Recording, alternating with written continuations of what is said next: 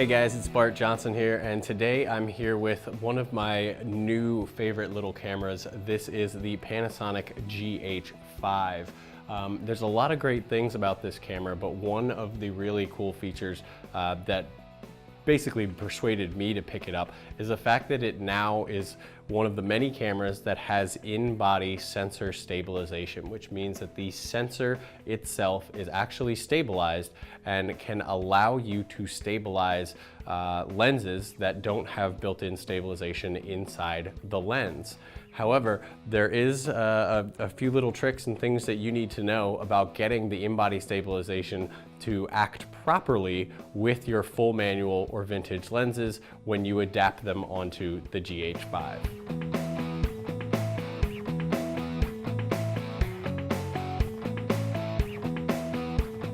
So like I said, guys, the Panasonic GH5 is one of the hottest cameras right now, especially in the mirrorless small form factor sort of market.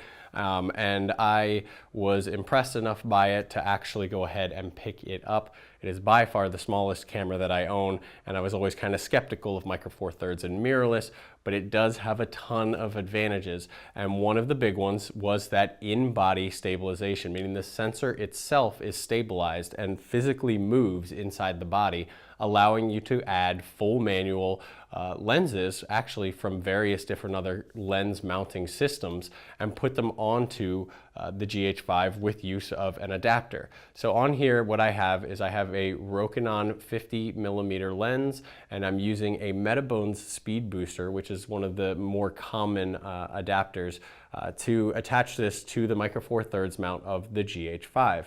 Now, this lens is full manual, meaning there are no electronic contacts, there's no electronic control. The iris control is all manual right here, and the focus also all manual right here. So this will not work with autofocus or anything like that, but usually I don't use that.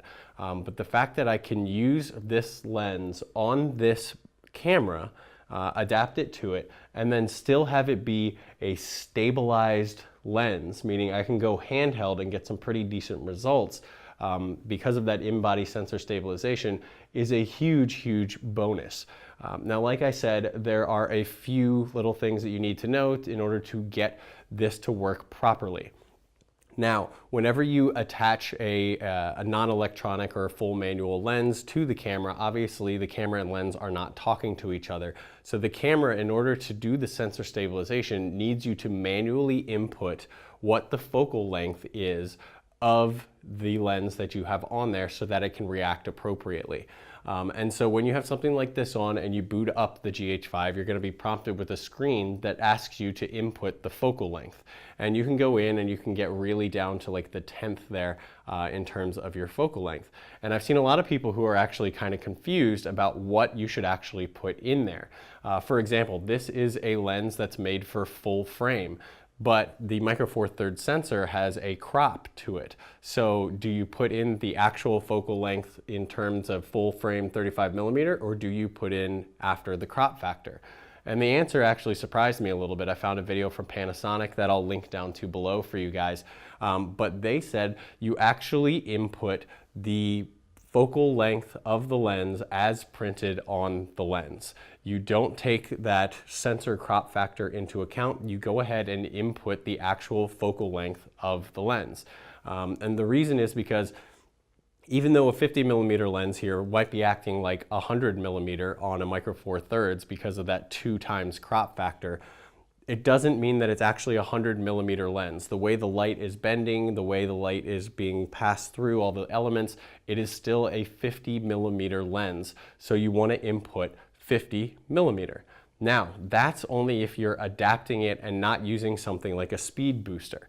So the Metabones speed booster actually has a glass element in there which actually squeezes down the light circle coming out of the back of the lens and actually gives you some of that loss of focal length back. You gain it back with speed boosting.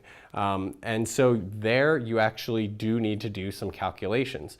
And what you would do is you take the crop reduction of your focal reducer, whether it be a Metabones speed booster or any other brand, and you apply that to the focal length of your lens, and then that is the number that you are going to input into the IBIS system when it prompts you in order to get it to stabilize that lens properly. So I know that's a lot of math and a lot of calculations, and it all depends on which speed booster you have, either 0.71 or 0.64x.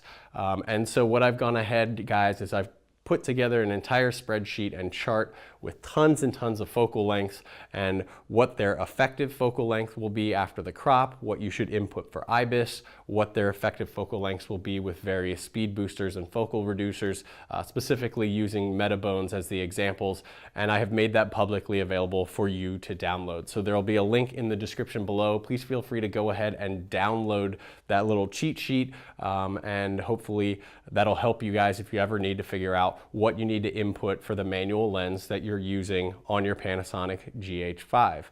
Please feel free to share it with anybody who might find the information interesting as well. And if this did indeed help you guys out, please go ahead and give this video a like, and make sure you go ahead and click that subscribe button and notification bell so that you get notified as soon as I have videos released, whether they be tips and tricks like this, gear reviews, or just fun stuff. So guys, go ahead and subscribe, and hopefully I'll see you in the next one.